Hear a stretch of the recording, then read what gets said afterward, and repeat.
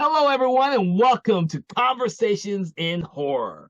I am your host, Kevin Powers. I'm also the festival director and program director of Something Wicked Film Festival events, and welcome to this podcast. Now, tonight we have some special guests tonight that will be talking with one of my favorite gore fest films called Dead Alive, or what I like to call it, Brain Dead, which is the better title in my opinion. And to speak with us on this film is Dave Watkins and Nate Hill. Dave, both of these guys are amazing indie filmmakers who have done lots of stuff. But Nate's also a published graphic novel artist and creator. No, graphic novel writer, sir. Writer. Somebody else did the actual art. So I just wrote the words. He just wrote the words, so he'll tell us a little about words when it comes to these films, okay? But these two guys are here, and we're gonna dissect and get into the guts of Brain Dead, one of Peter Jackson's more gory and I guess crazy films before he did The Hobbit and Lord of the Rings. So just to get a little bit of background, guys, tell me a little bit about your first time seeing this movie, Brain Dead. How about you, Dave? So I've always known it as Dead Alive, but yeah, I think Brain Dead, they weren't able to use that title in the United States because of the Brain Dead movie that has Bill Paxton and Bill Pullman in it. Yeah. I know it's actually the guy who directed it is the writer from Bones that we just talked about. Brain Dead, but this one Peter Jackson directed it. It's my first time I saw it. It was on, I think, HBO or something like that, and I saw like a brief little snippet. It was like the HBO like ad. It was like next Brain Dead, and it was like a few seconds of it, and so it was just like, I remember watching it the first time. It's being blown away by how ridiculous and just all the gore in it. It was just like it was like so much it became hilarious. It was, and it's just like and that was kind of my first impression of it. And I think I recorded it at the time on the VHS, and then I went and showed it to some other people. I was like, you got to check this thing out. We didn't know what Over the Top was until we saw Brain Dead / Dead Alive. So, and everyone forgive me if I call it Brain Dead or Dead Alive. We're talking about the same movie. I've known it as both titles my entire life, and so I just call it Brain Dead a lot. I have deep. Well, the people who worked on it call it Brain Dead because that's how they knew it when they were shooting it, and then I think everywhere else but in the U.S. they know it as Brain Dead. My first encounter with it was Dead Alive. This thing is like fixated in my skull as Dead Alive. So mine is a little funny story. I remember this movie when it first came out. Fangoria did this huge write-up on the movie. They were like plugging this movie as the greatest horror film to ever come out. I took forever for it to fucking come out on VHS.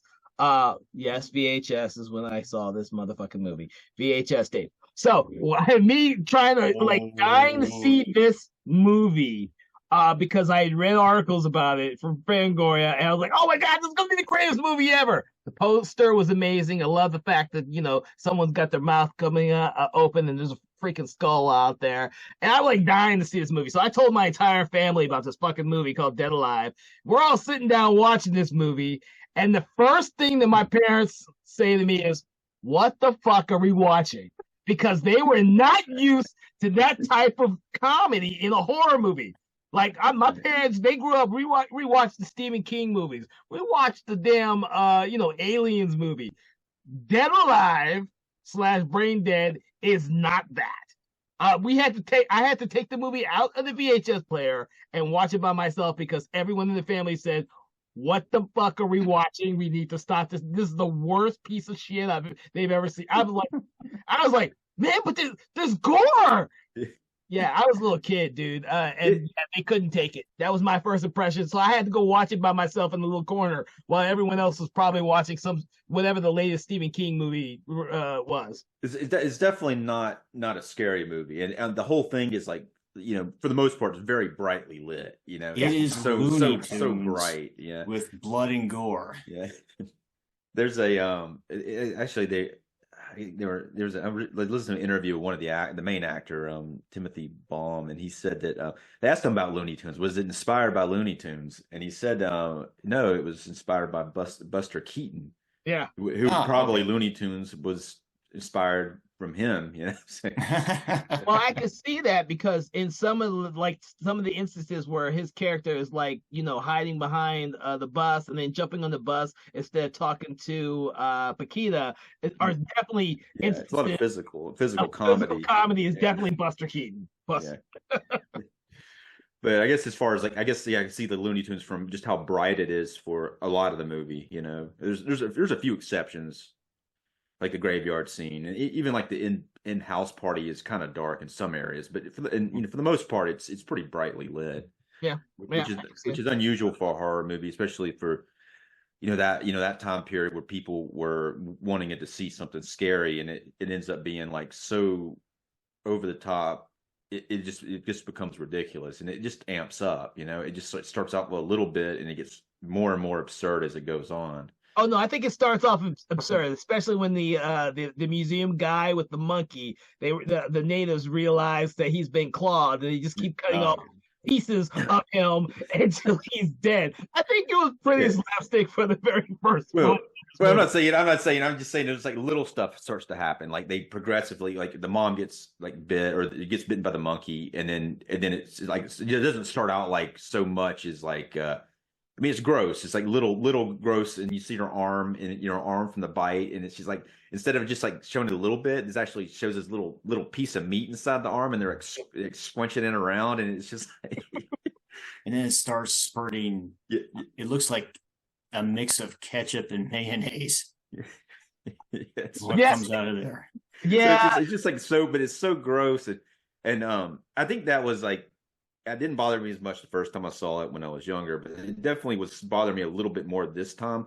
I knew not to eat when I was watching the movie before I started to watch it, No doubt. but at the same time, it's like there's a few times where I was like, okay, I might have to look away and not watch this part because it's so much gore and I agree with you. Remember, my thing is I had seen it as a kid, loved it as a kid, but when I rewatched it, I was like, oh man, I don't remember it being this gory. I was like, oh my God. It's kind of, I mean, it's like this hilarious stuff happens though, it's just like, and it definitely goes for the gross out horror here.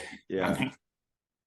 Now, the thing about this movie, Brain Dead, is that in the early 90s when it came out, you didn't see these type of gross out comedy horrors out there. I mean, I think we were getting a lot of the watered down teen comedies in there. I always forget when those started. The more or less teen comedies, and this was like an odd gross out horror comedy that also had hints of romance in it, which is not what you're expecting for this type of movie. The only thing I knew about it going in was that it was a zombie movie, and I was a huge zombie fan as a kid. So that's the thing that got me to wanting to see this movie is because it was a zombie movie. I'm pretty sure the whole teen Scream thing of the 90s started with Scream, frankly, which came out, 95? This was around there. This was 1992, and it was a New Zealand movie. You may not know it. I didn't know it until I was listening to some interviews, but it's actually set in the 50s, New Zealand. So like a lot of people just kind of assumed that New Zealand, that was just kind of how they dressed there, Oh my God, really? I didn't even think about that. I always knew it was a film. Oh my God. Yeah, it never occurred to me this might be a period piece. Yeah, and it's cool that a period piece is cool because then you don't have to deal with any technology. There's no real technology involved in the movie. They don't have to deal with any cell phone or anything like that. So the thing that made it feel period to me was the very beginning. Actually, when I first saw it, I saw the trolleys. The thing for me, trolleys is I'm like, dude, there's no trolleys in America anymore. Keep in mind, I don't think I was really, when I first saw this, I knew it was a New Zealand film. So when I'm watching and I'm seeing trolleys, I'm thinking fucking Mr. Rogers' Neighborhood. And so I'm not thinking something that's modern. I'm thinking of something that's really freaking period and old. So that's what I'm thinking of. Right, right. Yeah, I mean, it's weird. I never like it really never really registered to me that it was supposed to be taking place in the 50s, but it completely makes sense if you think about it. They said originally that it was supposed to take place in the 70s, but then they backed it up to the 50s, which I Oh think I wow. recall because it would have been into some hippie stuff. Quick in the point, 70s. actually, Kevin, I appreciate the fact you just associated Dead Alive with Mr. Rogers' Neighborhood. That was well done, sir. Yeah, But I could see the parallels. The trolley is the only thing I can think of, dude. When I see trolleys, I think Mr. Rogers' Neighborhood. I'm thinking something that's a period thing because his show always was this timeless, older type of show, and not something that was really in a modern day setting for me. Anyone else, but for me, There's a phone booth in there. You see a phone booth in the movie. And back when this came out, it wasn't very uncommon for a phone booth to actually be around, but it's very almost British looking. It's New Zealand, but it is kind of it doesn't look like the ones that were in the US. Mm. So just take a quick tangent before I forget. One of the things I really didn't notice this time watching it is the fact that the beginning takes place on Skull Island, which I don't think I noticed when I watched it as a kid. Yeah, I didn't notice that the rat creature that bites them and infects them and turns them into zombies is from Skull Island. Then of course, Peter Jackson has done the remake of King Kong, and he's talked all about his love of the movie. And then I was like, holy shit, now I see it now that I'm older. Because when I saw this before, there was no freaking director's commentaries. The only thing I knew of is when they would interview him for an article for the movie, and that was about it. I don't remember him saying anything about his love of King Kong or Skull Island or any of that stuff. But it was fun to see this movie now and see those parallels of how much he loved King Kong and how much he brought it into the movie. I guess like as far as like Skull Island, it's not something that I would have like registered with King Kong. I was familiar with King Kong when I saw it, but I didn't know enough about it to say Skull Mountain. Was it Skull Mountain, Skull Island, and King Kong make combined? But I guess it's in public domain, or he wouldn't have been able to put it in there. Skull Island. I don't think that anyone really copyrighted Skull Island. Yeah. But the thing is, as filmmakers, and we're all independent filmmakers, this is one of the things that we would throw in our films for our homages to films that we absolutely love. I'm sure I've done it in my one feature I've finished, where I've done some homages to films that I absolutely love. So I can see it in Peter Jackson's earliest films that he would do the same thing. And of course, that lucky bastard ended up going off and actually directing a remake of King Kong. The circle was completed. It was a very, very long one too, but it's impressive but long. Moving on back into Dead Alive. Yes, Nate. Yes, yeah. I see you have. There's a thought on your brain. People can't see comment. See it. Go ahead. When I was looking into the background on this, I got stuck on the rat monkey creature. Now, for those who don't know, the rat monkey creature in Dead Alive is the cause of the zombie outbreak, and the origins of the rat creature on Skull Island was that tree monkeys got raped by a giant rat and thus created the rat monkey, which, since rats are full of disease and viruses and things, of course the rat monkey causes a zombie outbreak whenever it bites people. The rat monkey, when it's a stop motion animation, it looks pretty cool, really. But obviously stop motion, but the Peter Jackson did that himself. He was kind of but it kind of reminds me a little bit of that Silicious Crumb from Return of the Jedi. The way it kind of looks. Jabba's I can actually see that. Yeah, I can see that too now. I haven't thought about that. Yeah, you're absolutely right. A little bit, but that scene where the rat monkey though it bites the mom, and I guess it's like the I mean, I actually like the romance thing. It's like really cheesily done in the movie, but Oh it's yeah. like so like, and I like the actress and she is I think she's Spanish maybe or something like that. You know, she's It's not a good from New question, Zealand. I actually. looked her. She's from like she's not from New Zealand. Most of the other actors are, Mm. but and she's yeah. So, but she's really I like her. I like his and her vibes. He's kind of, you know, there. I like the just the energy that everybody brings into the movie. It's just like and the way that most of them speak with New Zealand accents, so it just makes it Hmm. like funny when they're talking. But it And is a how? little there is a little bit of a one thing that kind of was weird to me was like, especially earlier on in the movie when it's showing her close up or his close up, it's like they're so tight on their faces. It's like Mhm. maybe back that thing up about a few feet, you know. It's maybe a little too close, but If you notice, there are a ton of close-ups in this movie, which I didn't notice before. But when I rewatched it, I was like, "Wow, Peter Jackson really had that camera up on all these actors a lot." and really close earlier on. But it actually kind of adds to the feel of it a little bit. But it's very as far as like his rest of his, you know, even like the Frighteners, you don't see like that type of stuff going on. You know what I'm saying? It's like, you know, but it's almost specifically for this movie. I mean, maybe Bad Taste had a little bit of this going on, but it's very almost like Gonzo type of feel to the whole movie. And it's Ah. but Well, But how it's like, perfect was the actor Timothy Balm yeah. as the main character here? You know, he's got that just natural cheese vibe to him. yeah, well, he's a mother's boy who is going on his own personal hero's journey, which is quite funny because that's the whole thing with the Paquita and her mother and the story that they're telling her when in regards to her soulmate will be this. Oh, with the tarot cards Yeah, and with the tarot cards will be this guy that will have to go on this weird journey and Yeah. save her from the forces of darkness. And she says like, yeah, and she pulls the card and it's like a night card. The night he looks like a badass, and this Yeah. guy's like not a badass in the least, and he never is really in the movie. he's But it's like like funny. screwing up picking up groceries. Yeah, I mean, there's like another guy who's like she's like in love with, and she's like, it's not him, it's somebody else, you know. the mother's like, "Fuck that guy. You Yeah. need to go with this guy." Yeah. Well, she'd rather deal with fate than to go outside of that. So even though she likes the attractive doctor, she's going to go with her mother's.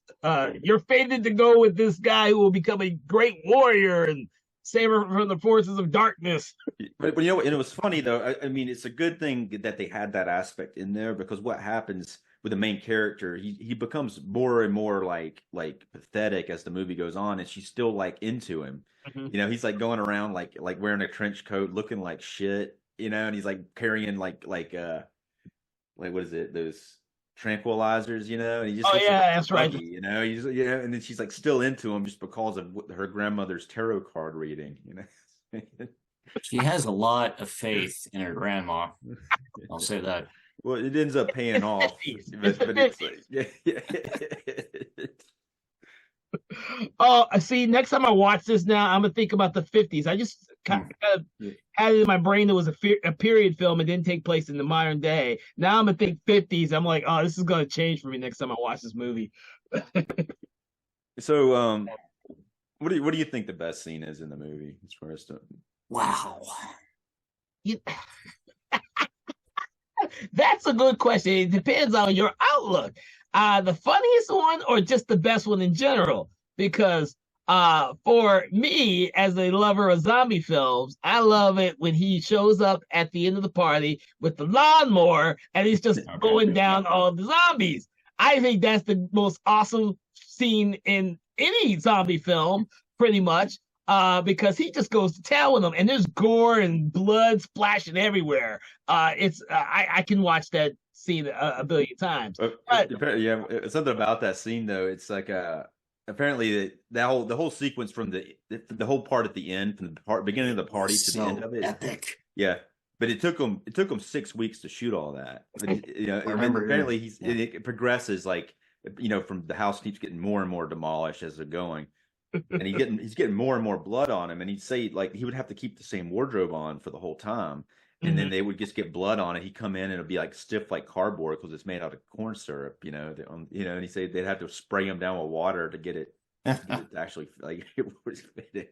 Oh wow! He said the whole place they used maple syrup instead of Caro, which would Caro Oh. too. But he said the whole place smelled like maple syrup, and he doesn't really eat maple syrup anymore after that.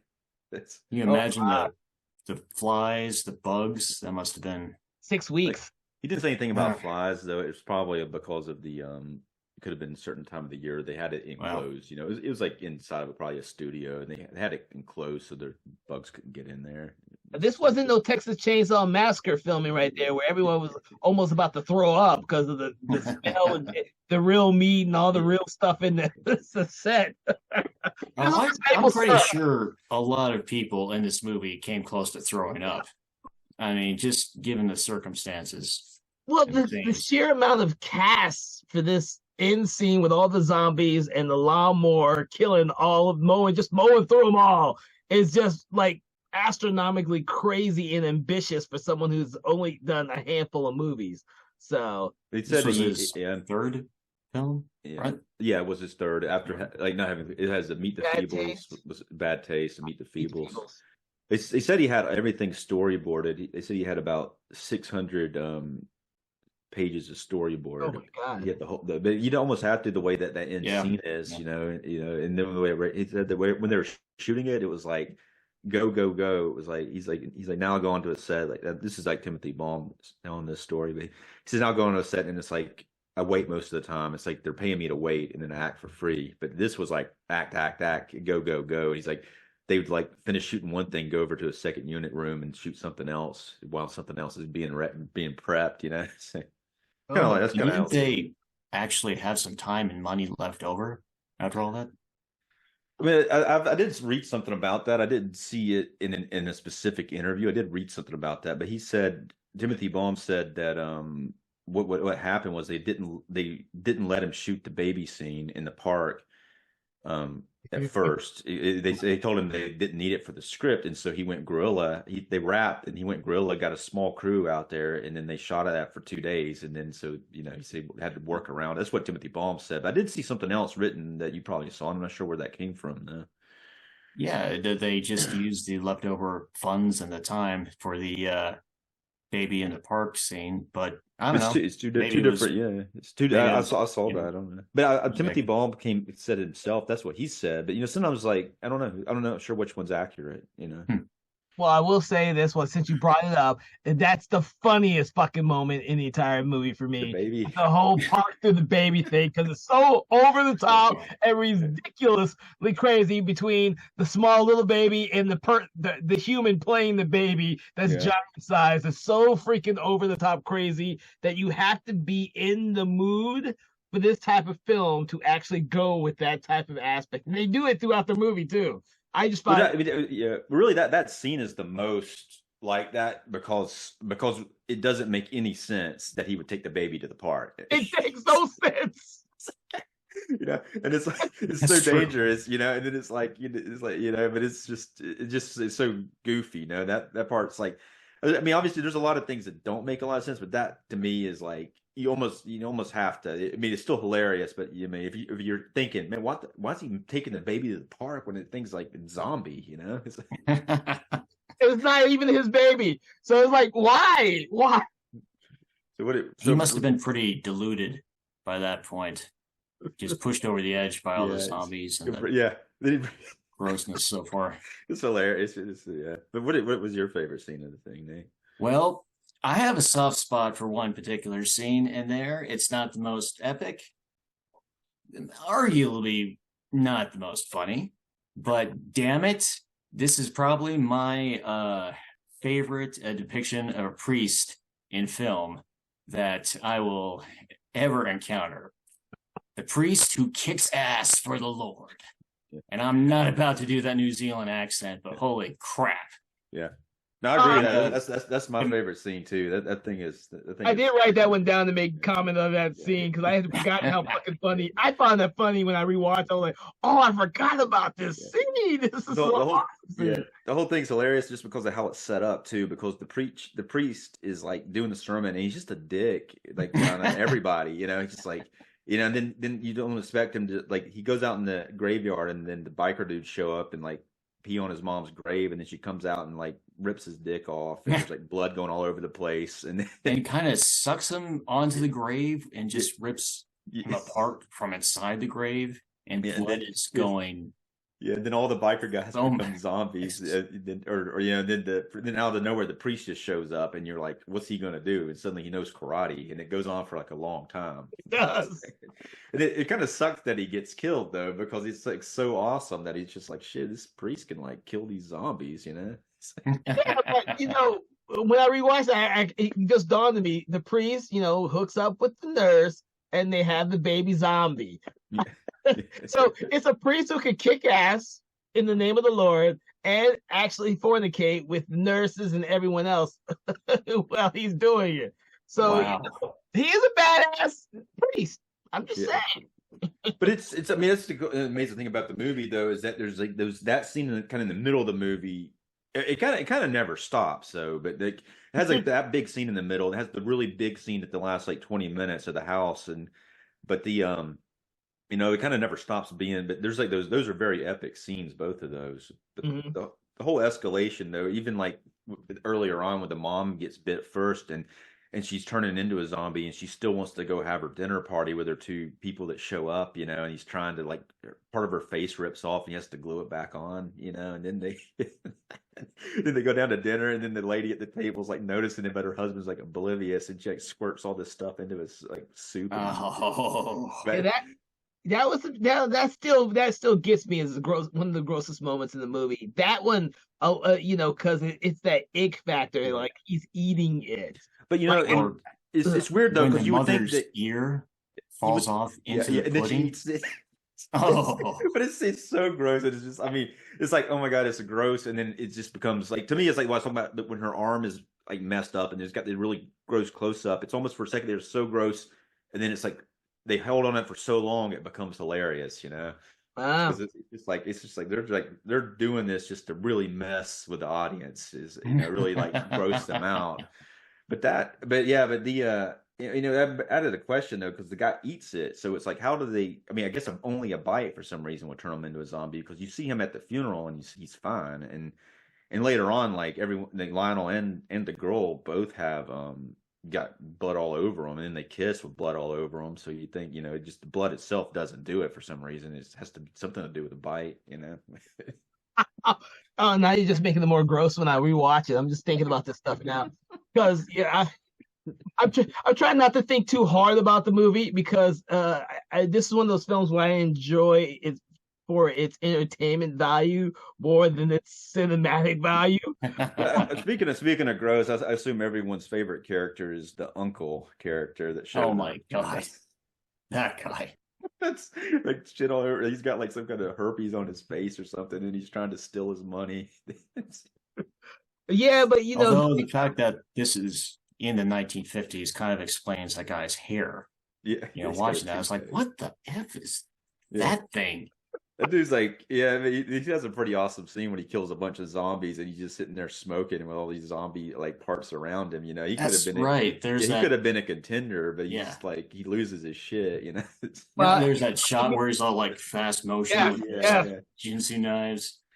Yeah, they could have they made him such a nasty character, but it's a great performance by that actor. His name was Ian Watkin, not Watkins, but Watkin. But so is that one of your cousins? That's your great grandfather. Yeah, in New Zealand. Yeah.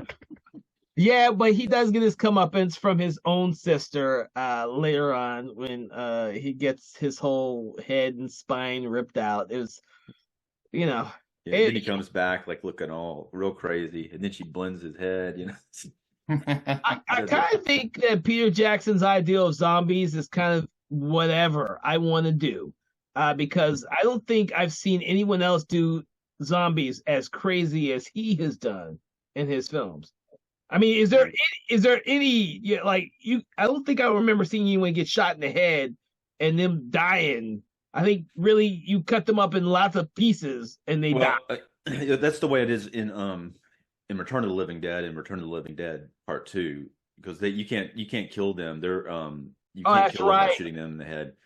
So it's similar, like that sort of aspect of it. I mean, these zombies though, they're the one guy's lungs fall out of his body and they come back to life, and for some reason keep trying to strangle him. But Well, not just his lungs; it's his entire insides. Yeah. Entire inside, or I think it's the same dude where he's cut in half, and then it's this top part of his body, and then you see his legs attached to that part of the body, and he's walking around. Well, I guess, yeah. I mean, and I'm like thinking, how did they do that? Because I know in Return of the Living Dead Part Two, they used like an amputee to do something. Maybe they did it here too. But they said that everything in here is practical effects. So they said the guy's name's Richard Taylor was the FX guy. He has he owns like the Weta workshop. Yeah. Oh, okay. Yeah, Peter Jackson's got to keep them employed. He created an entire industry for New Zealand from the freaking Lord of the Rings movies. The guy who did Bad Taste, which I hate to say, I can't really stand that movie. That's the only film I didn't really care for at all, and I've seen it like 3 times. I still don't like it. Yeah. I saw it one time a long time ago. It didn't. I mean, I liked it okay. It's very indie. I mean, it's not like this. It's kind of like this with almost no budget, But it's like, I don't. I mean, it's been such a long time. I can't comment on it too much. I do remember it. I do remember it kind of being like almost felt like a predecessor to this, but not as good. Not as good. Yeah, definitely not as good. But I enjoyed Meet the Feebles a hell of a lot more than that one. That's even gross. That's gross too. Yeah. Which is why where Peter Jackson has come from. Brain Dead being like his breakout film, to Lord of the Rings and The Lovely Bones, and now these documentaries on the Beatles and so on and so forth. And then we kind of wish that he'd go back and do something as gross like this. He's the only person who could do a good gross out horror comedy. I wonder if he could go back to it though. If it's something like he's maybe gone so far into that, because he's kind of made this like digital stuff. He kind of brought that too. I wonder if he could go back to not doing that. I feel like he'd have to have that computer animation in there. Yeah. Well, I think I to be honest with you, being an indie filmmaker, I wouldn't want to go back to the time where I did my first film and had no money, and I am now at a time where I have money, so I can think of bigger projects. I can see this. I kind of see Peter Jackson the same way I see Sam Raimi. Sam Raimi is someone who came from doing a really, really limited budget with The Evil Dead, The Evil Dead 2, to doing shit like Spider-Man trilogy.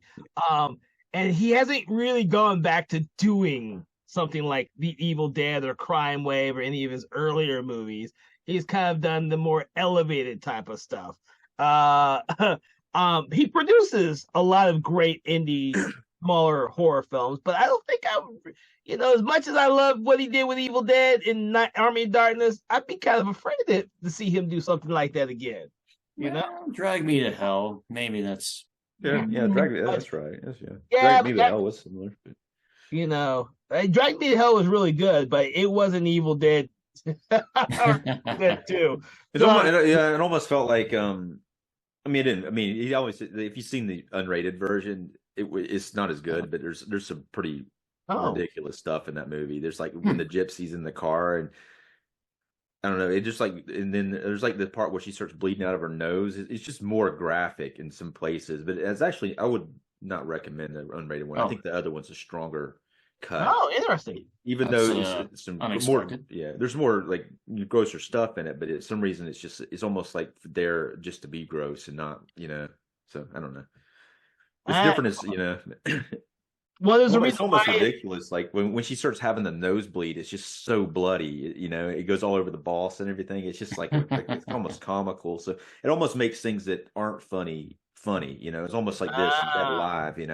We're in Dead Alive. It's like this is funny, and it's like the whole movie's that way. Yeah. But when it's only like a little bit, it kind of takes you out of the tone of the movie. Interesting. I might just watch that one just out of curiosity.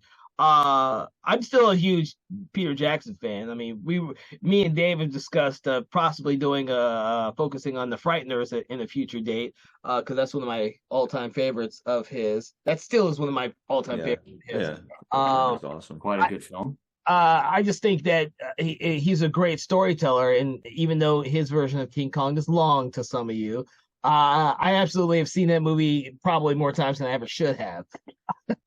Yeah, I mean, I don't know. I don't know. It just, I like it. I'm not saying I don't like it. I just there's some pacing stuff going on, but I like the way they put everything. Scenes that carry his horror style in there. Yeah, there is, but it's more of an adventure, and this one may have a little bit of adventure in it too, adventure quality with the heroes journey and everything like that.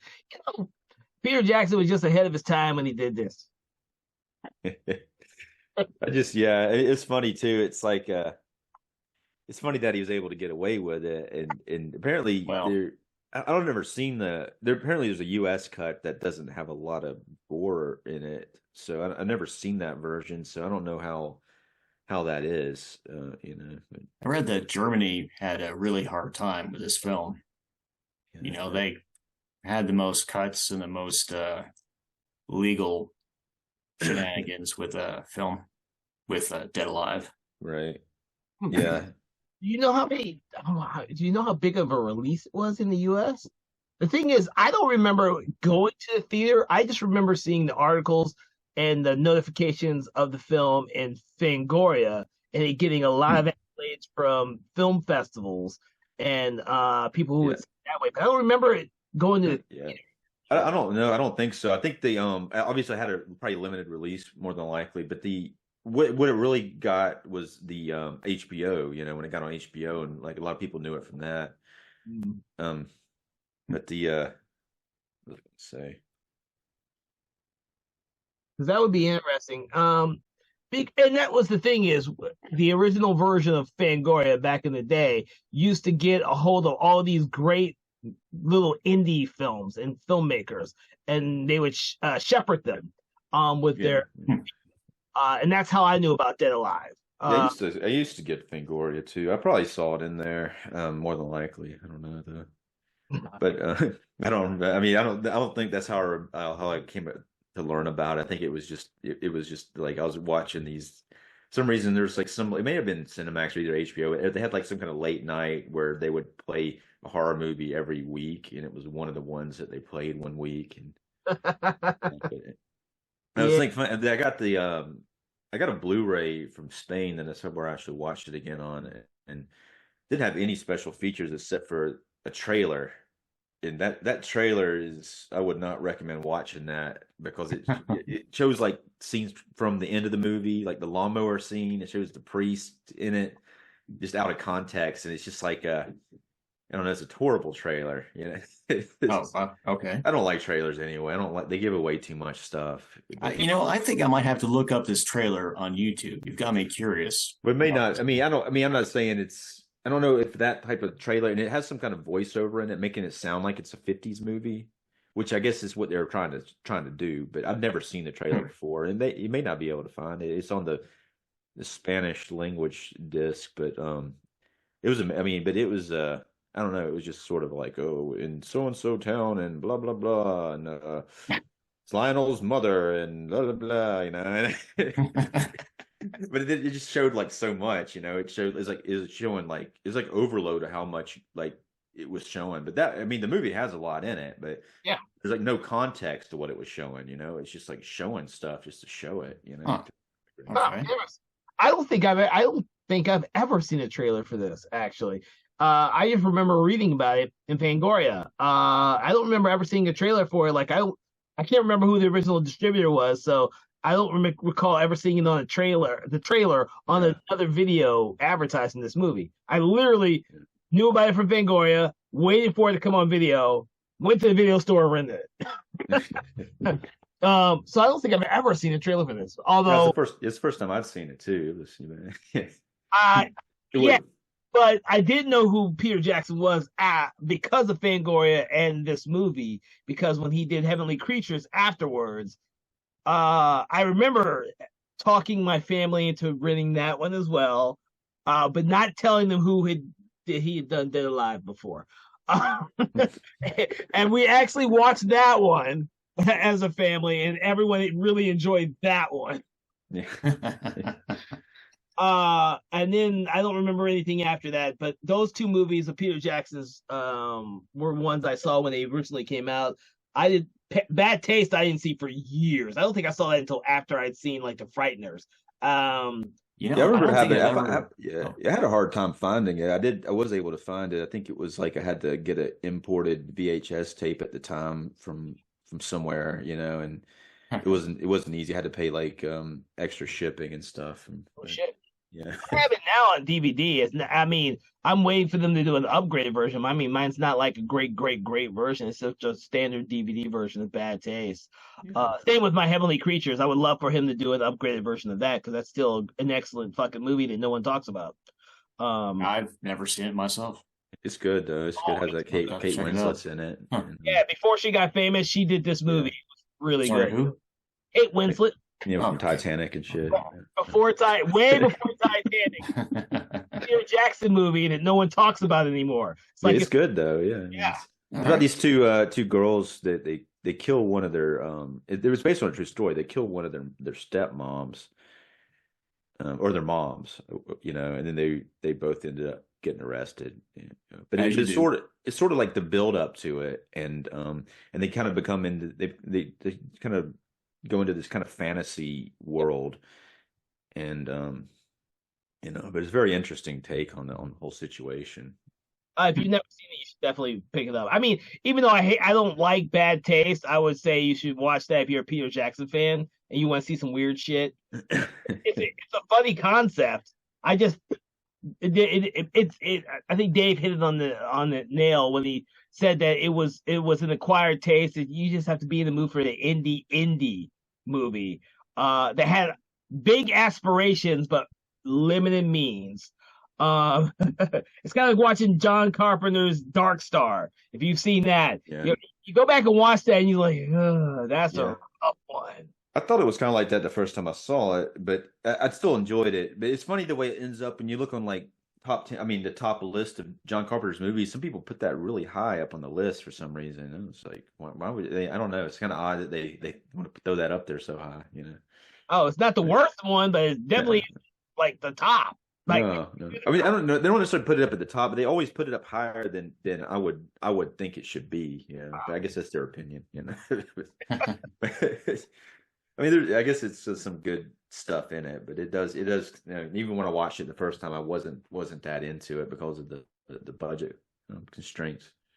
Oh, that movie, Dark Star. Have you seen it, Nate? Actually, no, I have not. Okay.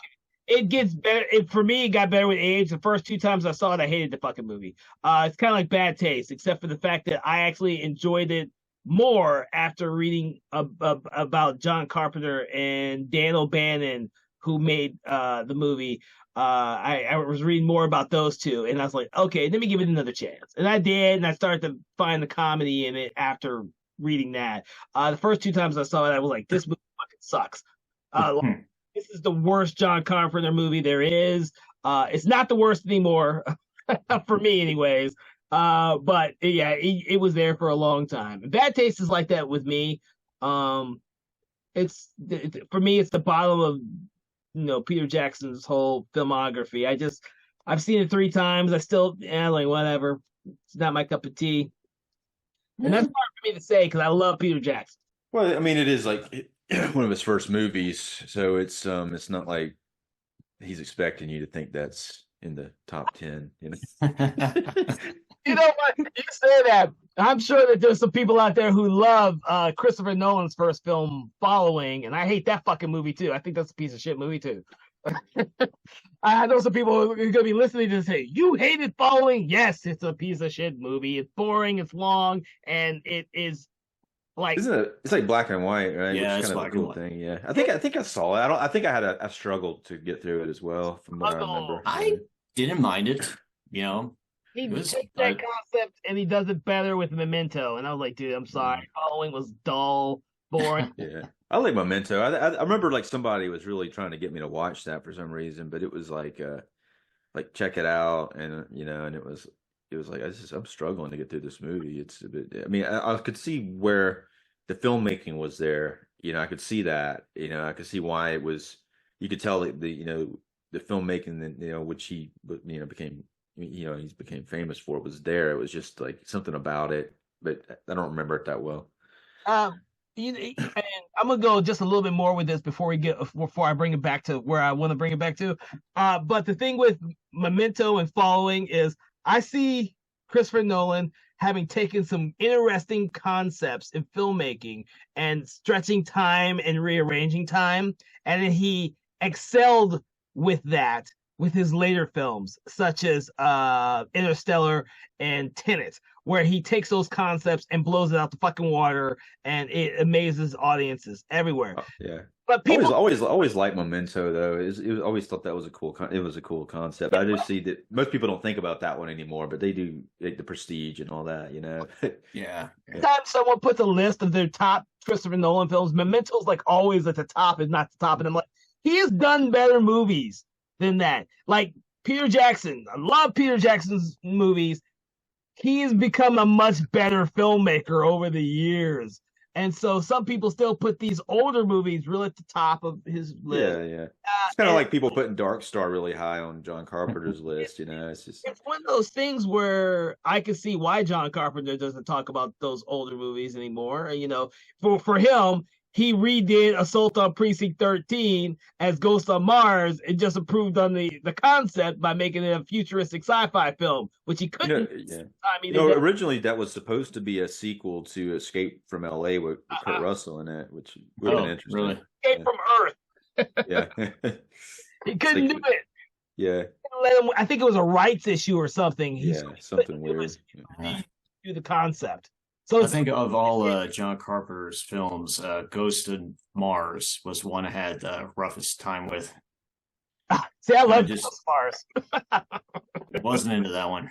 I saw that as like Escape from New York, just with a female character. Yeah, I think if you look at it from that, if you look at it with that type of mindset, then you may have a better appreciation for it. There is some odd editing in that movie, which Yes.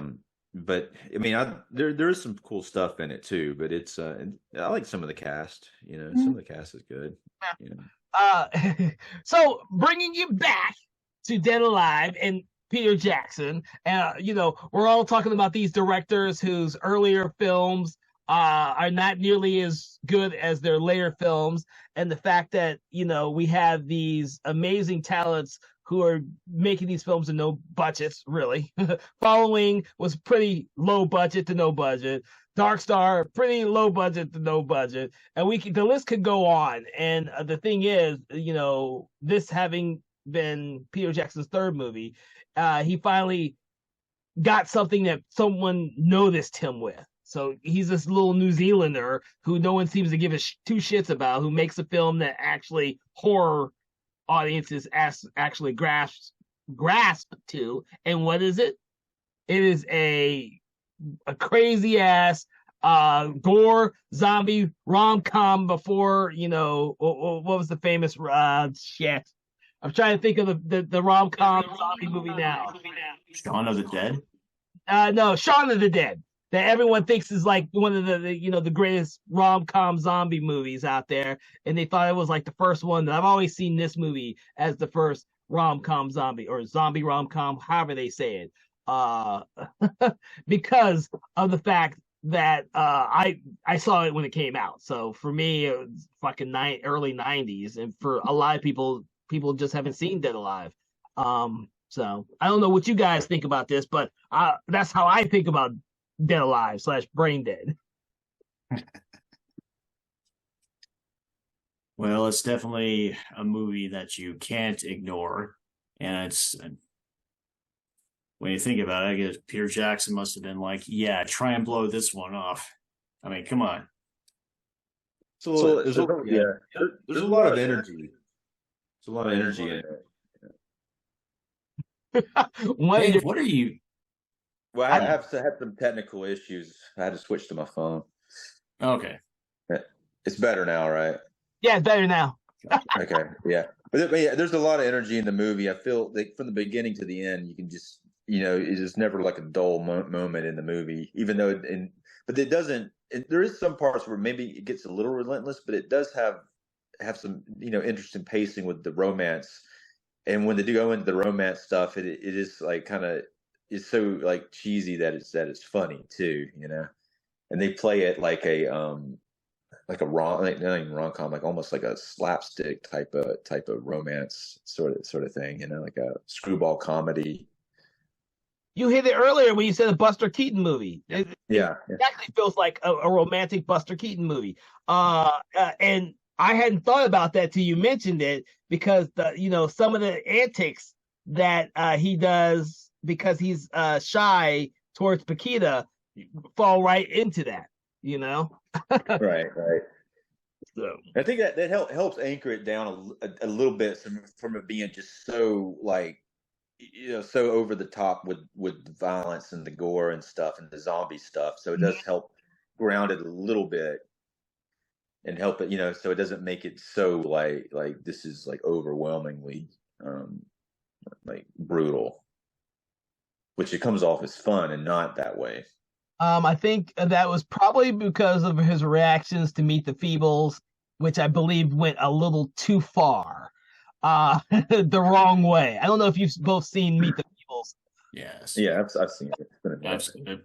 That's a hard one for me to recommend, even though I've seen it several times. But that one, I believe, does go a little bit too far in terms of the gore and even some of the romance between puppets and everything else in that movie. Whereas I remember feeling it does feel a little unpleasant. There's some ickiness to it, like unpleasant, almost like some of the characters in Dead Alive, like the uncle character and some of the other like human characters, like I mean they're all human, but the mom character, just some really really terrible characters but there's a lot more of it in Meet the Feebles, I think. Yeah.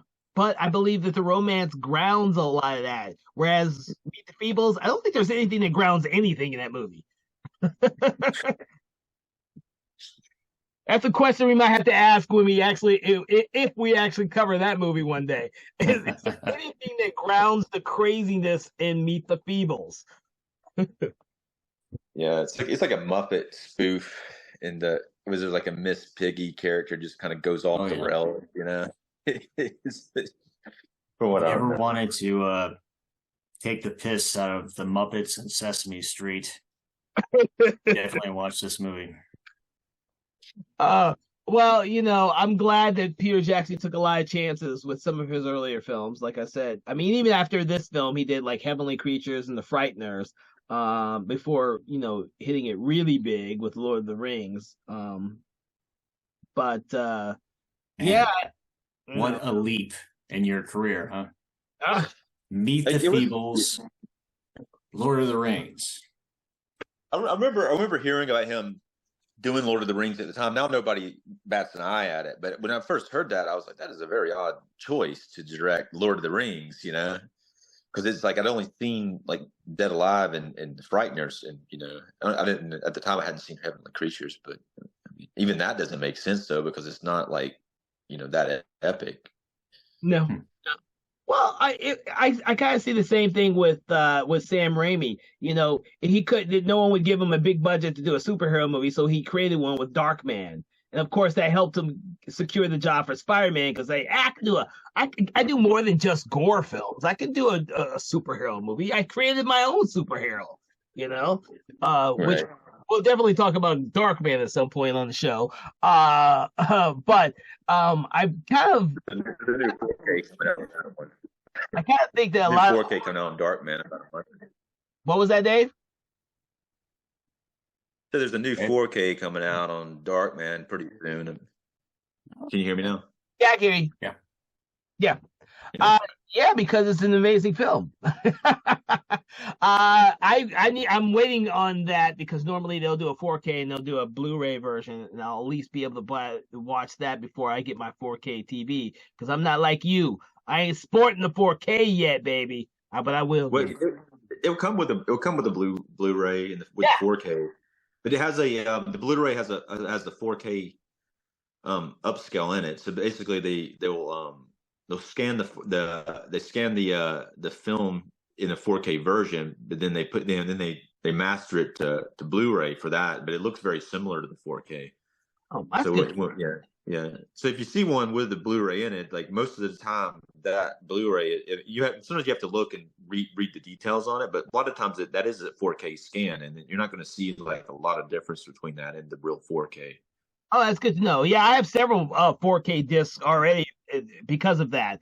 I bought them because I just bought something. They Live. I bought the 4K They Live because they had the Blu-ray with it, so I get to now watch a really good version of They Live.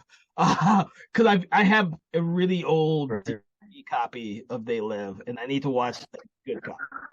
Just curious, did they ever come out with a 4K of The Hidden by any chance? No, they haven't yet. No. Okay. Hidden. Wow. They need to do it. Yeah. But... That's an interesting one you guys brought up. I thought I was the only one that ever fucking saw that movie. The actor from they got a what's his face?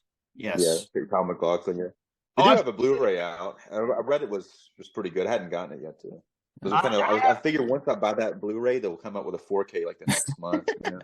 It's like I have a DVD version that has both part 1 and part 2 of The Hidden on it. Heard that part 2 is total trash. It is. They shouldn't have made it, but when it came out, every fucking company with IP that was successful at some point, they were making random sequels to everything. It happens. As you do. So, but if you watch it once and then that's all you need to watch. Hidden is an amazing movie though. That's a good one. I'm putting that on the list. We're going to talk about The Hidden. So, I'll buy it if you really want to do it. I guess I'll pull the trigger on it. The Hidden is an amazing movie. I've added that to our list. We're all to be talking about that pretty soon. And I'll put Bad Taste on there as well. Because the more we talk about these almost forgotten or hidden films, the more that other people will listen to what we talk about and hopefully go out there and seek these films. That's why I like to do these types of films. A lot of people out there may not know that Dead Alive is also known as Brain Dead in most of the rest of the world, or vice versa. People from the rest of the world may not know that it's also known as Dead Alive. Most people just know Peter Jackson from Lord of the Rings, or King Kong. I like to open them up to what he did before then. Bad Taste, Meet the Feebles, The Frighteners. Well, we're going to cover a lot of these films, hopefully, in our podcast, so that people get a better idea of where some of these famous directors came from, because they all didn't just come out of the gate slinging 100s with Lord of the Rings. They had to sling like a Bad Taste here or there, and just So that's kind of the goal. And when I hear about I think Jack Shoulder, I think that's his last name, did The Hidden, and he's done a lot of films after that. These earlier films are the films that we want to talk about, the ones we want to highlight. So with that, are there any other ideals, thoughts, or prayers that you want to tell the audience before we leave about Brain Dead / Dead Alive? I had a comment about the very final shot in this film. After, the final big, gigantic zombie has been defeated, everything is destroyed, the house is up in flames, you're covered and you have both your main characters covered head to toe in blood, gore, and just infected zombie ooziness. Maybe that's not the time to have an open mouth final hero makeout session. Maybe wipe off some of that stuff off you before you have a deep open mouth kiss with each other. Because Yeah, I agree with that. I agree. I thought it was a little odd, but also I thought the ending in itself, it was. I mean, most people don't think about it because it's like, okay, the movie's over, but it's like that's the end of the movie. They kiss, and then he's about to throw away his charm, and she tells him not to, and he's like, screw it, throws it away anyway, and then they walk off. But you're almost expecting there to be another gag, instead of them just walking off. But I guess it's kind of cool they get to walk off, but I don't know. I The think only 20 survivor. minutes later, they're both zombies, and they're making another zombie baby. Quite frankly. Oh wait, isn't I don't know. I don't really want that to happen, but I don't know. I suspected something more. Maybe it cuts to the baby crawling out or something. the baby zombie still alive at the end of the movie? So No, I thought it was like. But he's in the house burning, though. Yeah. I guess when they burn, they die. I don't know. No, the baby could have survived. That's a valid point, actually. all right. That any other thoughts, Dave, or is that it? I think with this movie, I think this is a movie you're either going to love or you're going to be like, your relative you watched it with, and they're going to be like, turn this shit off. Probably gonna be one of those two reactions. You're either gonna like it, or it's gonna damage you. I will say that this is a film that should be watched with a lot of friends who can appreciate the type of film you are getting into when you watch it. It's also a good film, and Peter Jackson, if you're listening to this, please forgive me, but it's a good film to be high on or drinking a lot. So with your friends, obviously. So with that, I'm not promoting being drunks or being really high, but when you're watching this movie with your friends, that's probably a good thing to be. You'll enjoy it so much more. So with that, I want to thank my guests, Dave and Nate, for joining us on this week's Conversation in Horror. I hope you've enjoyed our little tirade on indie filmmaking, gore, zombie babies, and a little bit of everything else thrown in with the kitchen sink. With that, thank you so much for joining us, and have a pleasant evening. Goodbye. Conversations in Horror is a Broken Lighthouse Pictures production, produced by Kevin L. Powers, executive produced by Kelly A. Inoka, and originally filmed via Zoom technology. Conversations in Horror is hosted by Kevin L. Powers and co-hosted by various horror film lovers and filmmakers. To learn more about Mr. Powers, please make sure to check out his Patreon page and other social media platforms. Conversations in Horror is copyright 2024 Broken Lighthouse Pictures production.